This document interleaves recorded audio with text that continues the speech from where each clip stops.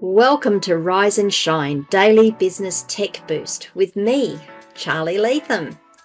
If you're a small business owner looking to simplify technology and get real, actionable advice from someone with 35 years of IT experience, you're in the right place.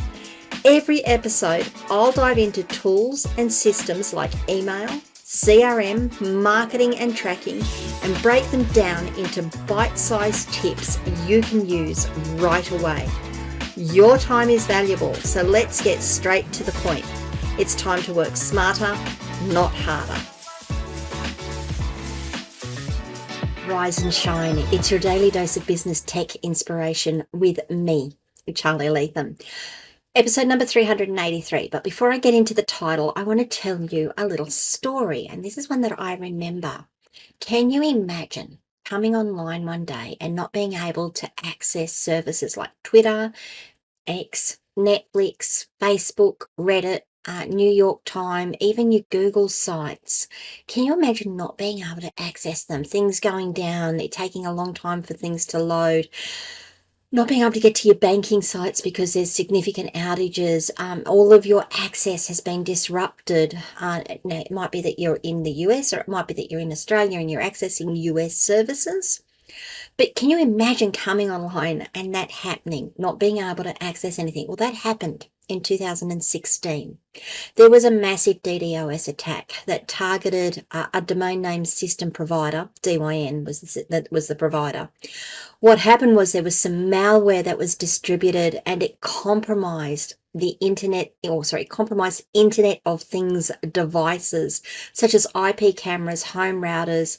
And what it did was it created a botnet, an army of bots that flooded DYN servers with traffic. Now, what that means is that this piece of malware sat on the camera, it sat on the home router, it sat on, it could have been sitting on fridges, it could have been sitting on speakers, and when it activated, it just sent packet after packet after packet, bit after bit after bit of data to this DNS provider, this domain name system provider, and that choked the internet. Now, this isn't the only case that we've had of this. It was one of the biggest ones. There was a couple of others that came up after this, and it created a whole heap of things about how we deal with the Internet of Things, the security around the Internet of Things. Now, if you guys aren't sure what the Internet of Things is, let me just back up there and go into that one. The Internet of Things is the internet as we know it. But rather than it being users like you and I, it is things like our remotely accessible cameras, our remotely accessible speakers. You know how some of us can actually log in and look at our fridge and see what temperature it's running at, see what our heating is doing. In some cases, it's even seeing what our inverters on our solar is doing and our solar production is doing. That's the Internet of Things. So it's the things that sit on the internet and form their own little network. So if you think, you've got your internet here as a base level, and then you've got users as one level, well, you've also got just out to the side of it, on the same level as the users, the things that use the internet. And that's called the Internet of Things. Okay, I've simplified that down, but that's basically what it is. What the Mirai Botnet attack showed us, and this is in 2016, so that was 8 years ago. Yeah, 8 years ago. To me, that's not all that long ago. It's living memory for me. It is something that really spun me out because, wow, people are doing this. But what it showed us and what it taught us as professionals in the industry is that we really need to be aware of what we're connecting to the internet and how secure what we're connecting to the internet is. So the Internet of Things devices are things that we really need to consider about. And at the time, the security around the Internet of Things devices was not all that great. It was okay, but clearly it wasn't all that great. And what happened was someone managed to compromise a piece of software, and when the update went out, that botnet got, or that Trojan, that malware got distributed to the Internet of Things, and then once it got enough of a base going, whoever was running it went activate, or I think they may have even had it on a timer, and it just activated and took the internet down for people, took access to the internet down, which is horrifying. So what I wanted to talk about today is the things that you need to consider when you are connecting things that you can access via the internet, and how you need, and what you need to do to make sure that you keep your network safe. So I've already mentioned some things with the Internet of Things. I do have notes here, and there's also things like smart cameras, printers, thermostats. They're all points of entry for cyber attacks, either into your own network, into your own internal network, or being able to be used out into the main internet. So these are the things that you need to be looking for. And one of the things I'm going to recommend you do is that you, again, with everything, that you have your policy, your procedure, and in this case, have an inventory of the internet, of the devices that are connecting to the internet, using the Internet of Things, so that you know what you're dealing with. Now, that inventory shouldn't just be what the device is. You need to know what firmware it's running. You need to know what firmware software it's running. You need to know the date it was manufactured. You need to know who the manufacturer is. Now, I'm also going to recommend that you also have a register, preferably in a password manager, of the username and password you use to access that device. But make sure you do create this inventory, particularly as we are becoming more connected and things are becoming smarter. It's really important you understand the potentials for vulnerability within your own infrastructure. The next thing you need to do is make sure you change the default accesses for the devices. Many people that I have seen, when I rock up to help them out, or someone says I'm having trouble, I'm like, well, what's your username and password? Oh, it's here, it's on the sticker on the bottom of the device. You need to change that. Just because it's on the sticker on the bottom of the device, well, particularly, I was going to say just because, but particularly because it's on the sticker on the bottom of the device, you should change at least the password. And if you can change the access name as well, that would be great. Now, most devices come with a standard username of admin. A lot of devices will let you change that username to something else. And I am going to highly recommend that when you get access to your devices, you log in, you go to the security menu, and you change the username, you change the password, and you put that into your password manager so you don't forget it. That way, you are now reducing that's one potential point of vulnerability, and you've just taken it away. You've negated it as much as you can. Yes, people can still try and guess the username. They can still try and guess the password, but you're not leaving it as a smorgasbord for someone to come along and go, oh, I'll just partake of this device right here. So make sure you change your default credentials on the device. The other thing I would recommend is, if there is any encryption available, any VPNs that you can enable to connect to it, anything along those lines in the security menu, you do those as well. Make sure that you tighten up that security as much as possible. The last thing I'm going to talk about here, and again, I'm glossing over it. Well, actually, no, that's not the last thing I'm going to do. There's a couple of other things I'm going to say here.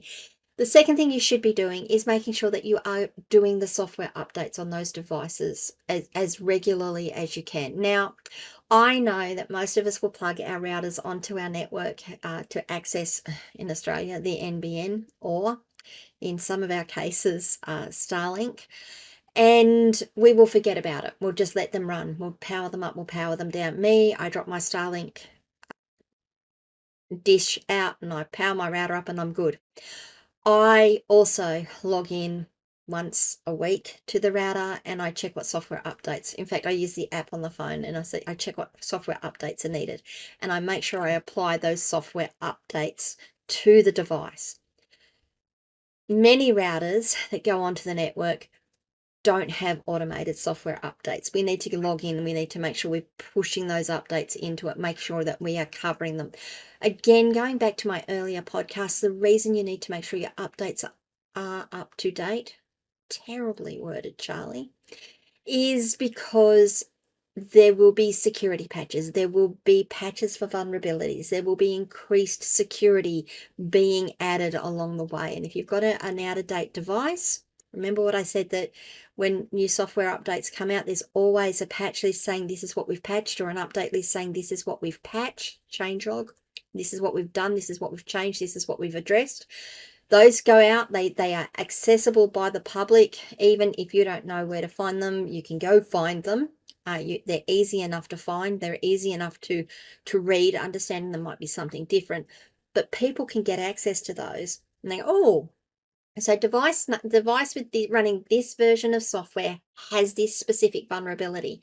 We're going to develop a hack to get in on the devices running that specific piece of software. And if you haven't updated, they can find that device on the internet. Yeah, they've got a scan. There's a bit of work associated with doing it. Still, it's not as hard as you think it is. And then they can access your device and exploit that vulnerability. So make sure you're doing the updates on all of your devices. If you've got automated software updates, I'd probably recommend turning them on and making sure that they do update regularly. If you're unsure and you've got a house full of this stuff, you might want to consider actually paying someone a retainer service to look after them for you. Make sure you're dealing with someone reputable, but maybe consider paying someone on retainer just to look after them and log in every now and again regularly. Make sure the updates are done. Make sure that all the security is up to date, all of those things that go along with it. The other thing you can do to protect yourself and protect others, because really what we're talking about here, if you think about the Mirai botnet attack, it wasn't just one person that was affected or one business that was affected. It affected not only the DNS provider, it affected so many of their customers, and so many other people who were customers of their customers of their customers, because it just blossomed out into this concentric ring effect. So the other thing I'd recommend you look at doing is segmenting your Internet of Things into different networks on your network. So you might have your critical business systems on this part of the network and it's got a firewall of its own. You might have your Internet of Things over here and it's got a firewall of its own. Whilst the business infrastructure can talk to it, being able, if someone gets access to that device, they may not and they should not be able to get access to your critical business infrastructure sitting over here. I hope that makes sense. Segmenting things up, making sure that you can isolate your Internet of Things devices if necessary, is a really important thing. Alrighty, so I hope, that story that I told, I know that when I've related it to people, they're like, what sci-fi book were you reading? What science fiction have you been reading again, Charlie? That is something that actually happened. There were several other things that happened around the same time, not to the degree that the Mirai Botnet attack occurred, but there were a couple of others. There is a case of one in Maroochydore here in Australia, where a disgruntled sewer and water guy, sewage and water guy, employee, left. They got access to, using a remote net, using a laptop, got access to the water and sewerage systems and released thousands of litres of polluted water into waterways and such, because he was upset and they hadn't locked down their network. Now, I might do a little bit more around some of these issues, because it reminds me of another story that I know, but I'm not going to do it in this episode. But do you guys run Internet of Things? Do you run things that you can connect to from the internet in your home, in your car, uh, in your caravan, wherever it is, in your tent even? Do you do that? If you do you have an inventory of what you've got? Do you know what software versions you're running? Are they up to date? Do you update them regularly? Have you gone in and changed the default access credentials so that it's a little more difficult to get in? I'd love to know how you're handling it, whether you never even thought about it, because honestly, who would think about this sort of thing until it's raised with you and you go, wow, I hadn't considered that. So please, whatever it is, leave comments wherever you're watching or listening to this video. I would love to have a conversation about it, so you can do it there. You can come and join me on my locals community, askcharlyleetham.locals.com. Love to host the conversation there for you as well. You can send me a DM on any of our social media channels and I'll get to you eventually. Social media is a little slower for me. What else? Oh, yes. Like this video, please. Subscribe to the channel if you haven't already. Ring the notification bell so you find out when I drop more content. All right, guys, I will talk to you tomorrow. Going to decide what I want to talk to you tomorrow about. I've got a topic here, but I think I might do something else for episode number 384. See you guys. Bye.